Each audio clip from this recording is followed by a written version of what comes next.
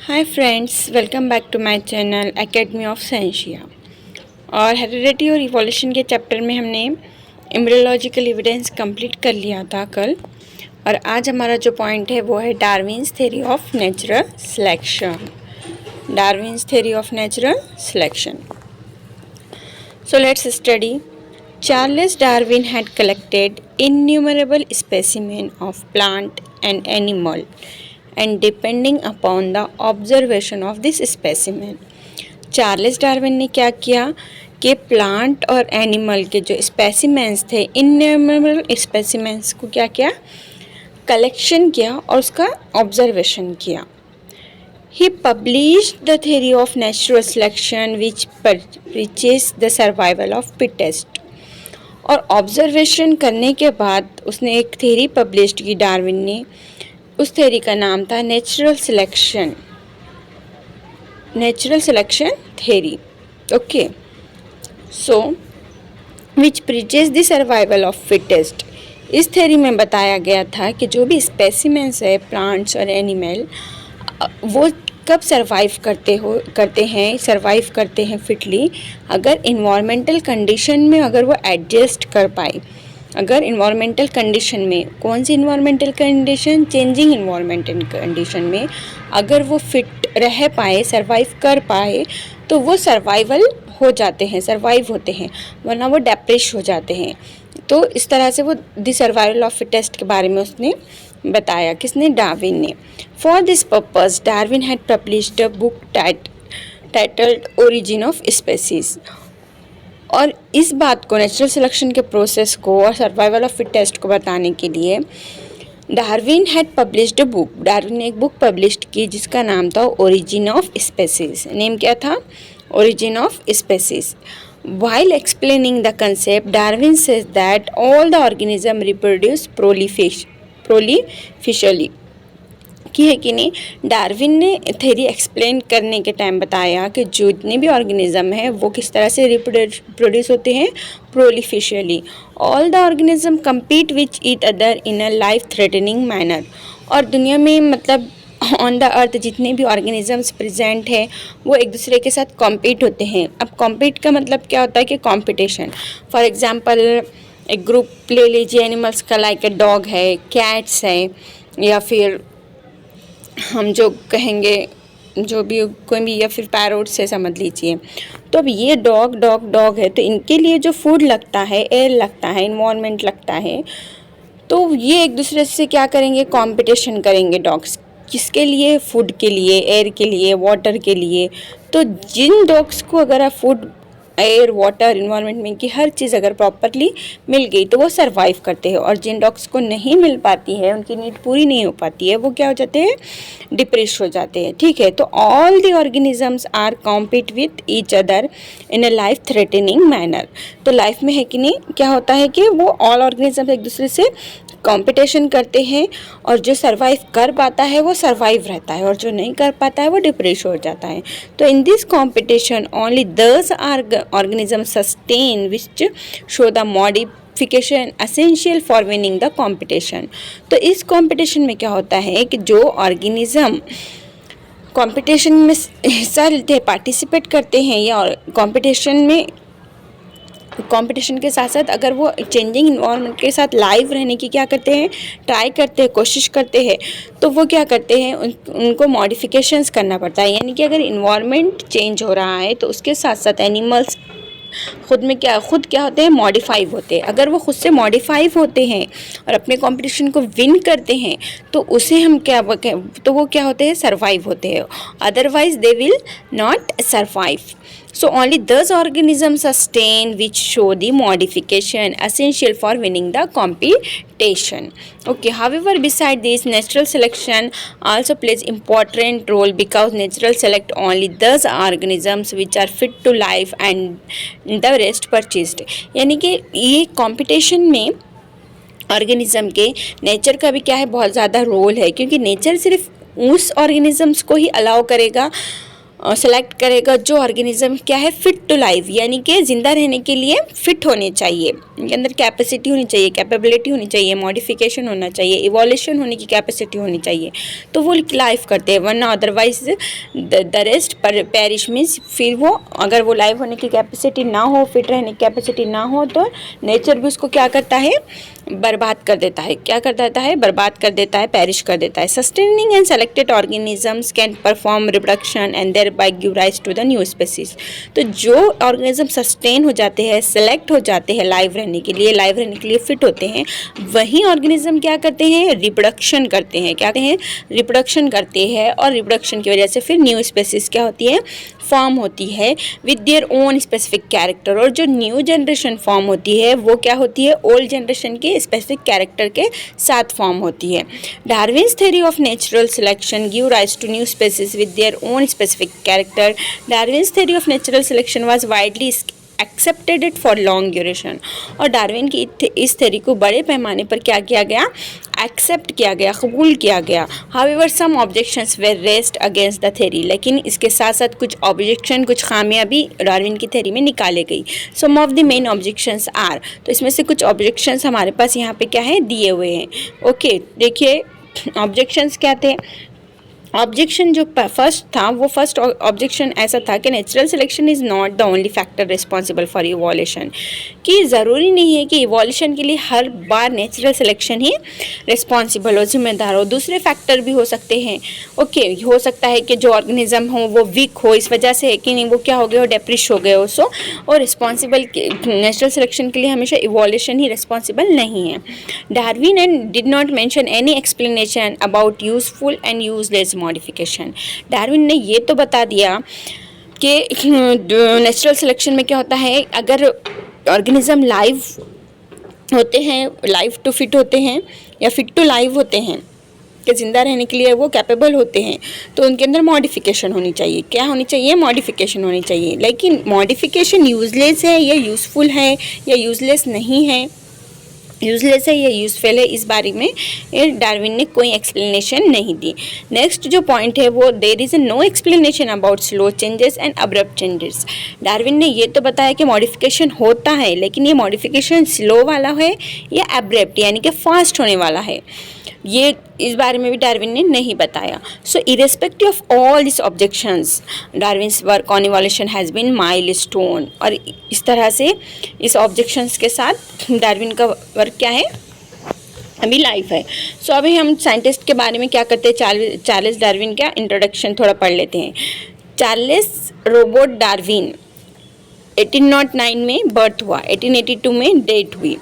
Okay, this English biologist propose the theory of evolution.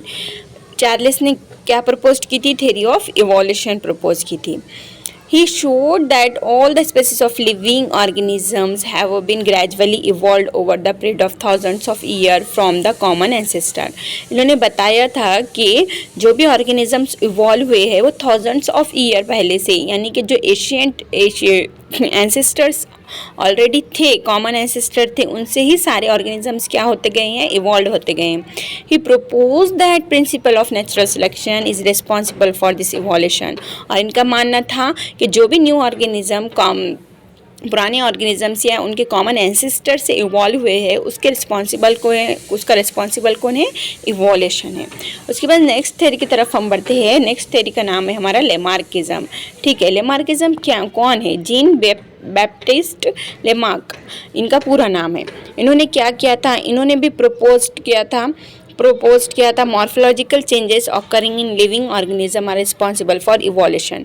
इनका मानना था कि जो इवोल्यूशन होता है उसके अंदर मॉर्फोलॉजिकल जो चेंजेस आते हैं, बॉडी में जो चेंजेस आते हैं, वो बहुत ज़्यादा क्या है? रिस्पॉन्सिबल है। And the reason behind this morphological changes is activity और लेजीनेस ऑफ दैट ऑर्गेनिज्म। तो जो ऑर्गेनिज्म होता है, तो उनके जो बॉडी में जो भी चेंजेस होते हैं, मॉर्फोलॉजिकल चेंजेस, ये डिपेंड करता है ऑर्गेनिज्म पे, डिपेंड करता है ऑर्गेनिज्म में कि ऑर्गेनिज्म अगर एक्टिव रहता है तो उसका मॉर्फोलॉजिकल चेंज होता है, मॉडिफिकेशन होता है और बेटर इवोल्यूशन होता है और फिर वो लाइव करते हैं। लेकिन अगर ऑर्गेनिज्म लेजी है, ऑर्गेनिज्म क्या है, लेजी है, तो उसका इवोल्यूशन नहीं होगा, मॉडिफिकेशन नहीं होगा, मॉर्फोलॉजिकल चेंज बेटर नहीं होगा, जिसकी वजह से वो डेप्रिश हो जाएंगे। He called this concept as a principle of use or de-use of organs। तो ये जो थेरी है इसे हम कहेंगे इनके प्रिंसिपल के हिसाब से यूज़ और D use of organs. Use और डी यूज़ ऑफ ऑर्गेनिजम्स का मतलब है कि इनका मानना था लेमार्क का कि अगर एक स्पेसिस, एक ऑर्गेनिज्म अपने ऑर्गन को बेटर तरीक़े से यूज़ करने की कोशिश करते रहता है तो फिर उसका इवोल्यूशन हो जाता है और वो इवोल्यूशन हो जाता है, मॉडिफिकेशन हो जाता है। लेकिन अगर एक ऑर्गेनिज्म अपने ऑर्गेनिज्म को कंटिन्यूसली डिसयूज़ कर रहा है यानी कि यूज़ ही नहीं कर रहा है, तो फिर वो पैरिश हो जाएगा, वो ऑर्गन क्या हो जाएगा, उस ऑर्गेनिज्म से पैरिश हो जाएगा। Further he said that the neck of giraffe has become too long. इन्होंने इसके एग्जाम्पल में बताया कि जो हमारी जिराफ की नेक थी वो has become too long due to browsing on leaves of tall plants by extending their neck for several generations. इन्होंने एग्जाम्पल में लेमार्क ने बताया कि अगर हम जिराफ को देखें तो जिराफ क्या करता था, पहले ज़मीन पे की घास फूस खाता था तो उसकी जो नेक थी वो छोटी सी थी, लेकिन जब ज़मीन पे की ग्रास ख़त्म होने लगी तो वो क्या करने लगा, giraffe growing on leaves of all tall plants, यानी कि वो टॉल प्लांट्स की लीव्स खाने लगा, जिसकी वजह से वो अपने नेक को एक्सटेंड करने लगा और इस तरह से जो नेक है जिराफ की वो क्या हो गई, इलोंगेटेड हो गई। Similarly shoulder of iron smith have become very strong due to frequent hammering movements. तो इसी तरह से जो ह्यूमन बीइंग में आयरन स्मिथ होते हैं, जो हैमरिंग का काम करते हैं, उनके शोल्डर्स क्या होते हैं, बहुत ज़्यादा वाइड हो जाते हैं, क्योंकि वो फ्रिक्वेंटली हैमरिंग के आयरन हैमर का जो काम करते हैं उसके मूवमेंट्स की वजह से वो क्या हो जाते हैं, शोल्डर वाइड हो जाते हैं। Wings of birds like ostrich and emu have become weak due to no use. Birds के पास जैसे कि ऑस्ट्रिच और ईमू के पास क्या है, वो है विंग्स तो है लेकिन वो यूज़ नहीं करते हैं, क्या करते हैं, यूज़ नहीं करते, जिसकी वजह से यूज़ नहीं करने की वजह से उनके विंग्स क्या हो गए हैं, वो नॉट यूज़ नहीं करने की वजह से वीक हो गए हैं। Legs of birds like swan and duck have become useful for swimming due to living in water and snake have lost their legs by modification in their body for burrowing habit. इसी तरह से जो swimming करते हैं ducks, उनके जो legs है वो स्विमिंग के लिए यूज़ होते हैं क्योंकि वो पानी में रहते हैं। इसी तरह से स्नेक्स की क्या हैबिट है, ब्रोइंग हैबिट है, यानी कि वो ज़मीन में किन्हें बिल बना के रहता है, जिसकी वजह से इनके लेग्स मॉडिफाई हो गए, किसके, स्नेक के। All this examples are types of acquired characters are transferred from one to another generation. तो अब ये जितने भी कैरेक्टर चेंज हुए ये एक्वायर्ड कैरेक्टर है, यानी कि फ्रॉम बर्थ नहीं है। इन्होंने क्या किया, स्नेक ब्रोइंग हैबिट की वजह से लेग्स मॉडिफाई हो गए, स्विमिंग कर रहे थे, इसलिए स्विमिंग की वजह से डक का क्या हो गया, उनके लेग्स भी यूज़ में आ गए। इमू और ऑस्ट्रिच ने क्या किया, विंग्स यूज़ नहीं किए इसलिए वीक हो गए। अगर वो यूज़ करते तो फिर वो क्या कर सकते थे, बेटर फ्लाई कर सकते थे। तो ये सारे एक्वायर्ड कैरेक्टर्स हैं, यानी कि इनके हैबिट्स की वजह से ये चेंजेस आए। जिस ऑर्गेनिजम्स ने अपने ऑर्गन को यूज़ किया तो वो ऑर्गन्स क्या हो गए, चेंज हो गए, और जिसने यूज़ नहीं किया वो उनके ऑर्गन्स क्या हो गए, डेप्रिश हो गए। तो इसे हम एक्वायर्ड कैरेक्टर कहेंगे। और फिर यही एक्वायर्ड कैरेक्टर ट्रांसफर हुए from one generation to another generation. This is called as a theory of inheritance of acquired character और लेमार्किज्म। तो लेमार्किज्म के हिसाब से कि जो कैरेक्टर एक्वायर्ड कैरेक्टर है, यानी प्रैक्टिस की वजह से, यूज़ और डी यूज़ की वजह से डेवलप हुए थे एक्वायर्ड कैरेक्टर, वही है कि नहीं क्या हो रहे हैं, फिर from one generation to another generation transfer हो रहे हैं। इसलिए इसको इनहेरिटेंस ऑफ एक्वायर्ड कैरेक्टर बोलेंगे और उसके साथ साथ हम उसको लेमार्किज्म भी कहेंगे। इसी तरह से development of organs due to specific activities on their degeneration due to not use, यानी कि अगर जो भी स्पेसिफिक एक्टिविटी ऑर्गेनिज्म करता है उसके हिसाब से ऑर्गन डेवलप होते हैं, जनरेट होते हैं, और अगर यूज़ नहीं करता है तो वहीं ऑर्गन्स क्या हो जाते हैं, डीजनरेट हो जाते हैं। It was widely accepted, but transfer of this character from generation to generation was rejected because it had been verified many times that modification brought in use are not transferred to the next generation, and thereby Lamarck's theory was disapproved. लेकिन इसमें क्या बताया गया है कि ये theory use और disuse की एक्सेप्ट तो कर ली गई, लेकिन transfer of this character from generation to generation was rejected. Acquired character develop होते हैं, ये बात को एक्सेप्ट किया गया, लेकिन जनरेशन टू जनरेशन क्या हो रहे हैं, ट्रांसफ़र हो रहे हैं, इस बात को रिजेक्ट किया गया। क्यों रिजेक्ट किया गया? Because it had been verified many times that modification brought in use और not transfer to the next generation. क्योंकि कई थ्योरी में ये बात को वेरीफाइड किया गया है कि मॉडिफिकेशन की वजह से ऑर्गेनिज्म चेंज तो होते हैं, मॉडिफाइड तो होते हैं, but generation to generation transfer नहीं होते हैं। So thereby Lamarck's theory was disapproved, इसलिए लेमार्क की थ्योरी को क्या कर दिया गया? डिसअप्रूव किया गया। The living organism can transfer the character which it has acquired to the next generation, यानी कि लिविंग ऑर्गेनिज्म के पास जो भी कैरेक्टर एक्वायर्ड कैरेक्टर होते हैं वो नेक्स्ट जनरेशन को ट्रांसफ़र करता है। So this is called ancestry of acquired character. तो इसे कहेंगे हम एंसेस्ट्री ऑफ एक्वायर्ड कैरेक्टर, यानी कि पुराने एंसेस्टर से न्यू जनरेशन में कैरेक्टर का ट्रांसफ़र होना। तो इस तरह से हमारी यहाँ पे क्या हुई है, लेमार्क की थ्योरी कंप्लीट हो चुकी है। अब हम हमारा थोड़ा सा इंट्रोडक्शन देख लेते हैं किसका, लेमार्क का। तो लेमार्क का पूरा नाम क्या था? Jean Baptiste Lamarck. बर्थ कब हुई? 1744 में। डेथ कब हुई? 1829 में। Lamarck propose that the activities of the organism, Lamarck ने क्या प्रपोज किया कि जो एक्टिविटीज़ होती है ऑर्गेनिजम्स की are responsible for their evolution. तो वो एक्टिविटीज़ किसके लिए रिस्पॉन्सिबल है? इवोल्यूशन के लिए। This French naturalist proposed that each animal or plant undergo some changes in its life span. इनका मानना था कि जो भी एनिमल और प्लांट होते हैं वो अपने लाइफ स्पेन में कुछ चेंजेस फॉर्म करते हैं, and this changes transfer to next, और फिर ये चेंजेस किससे ट्रांसफ़र होते हैं? नेक्स्ट जनरेशन को। And such changes occur in next subsequent generations too, और इस तरह से ये चेंजेस एक जनरेशन से दूसरे जनरेशन में क्या होते रहते हैं? ट्रांसफ़र होते रहते हैं। लेमार्क का ये मानना था, इसीलिए इनकी ये थ्योरी थी जिसे हम लेमार्किज्म की थ्योरी कहेंगे। नेक्स्ट हम जो देखने वाले हैं स्पेसिएशन, और उसके बाद है हमारा ह्यूमन इवोल्यूशन, और फिर उसके बाद हमारा जो चैप्टर है वो क्या हो जाएगा?